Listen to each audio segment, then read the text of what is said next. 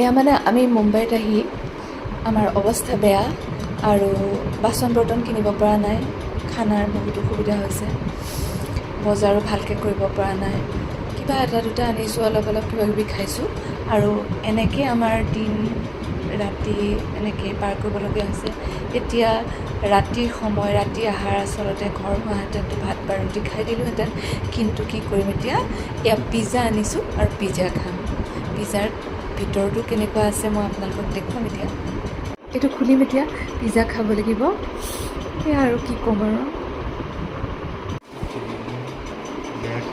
এয়া দিয়ে এতিয়া ৰাতিৰ আহাৰ চলাব লাগিব, বেলেগ উপায় নাই।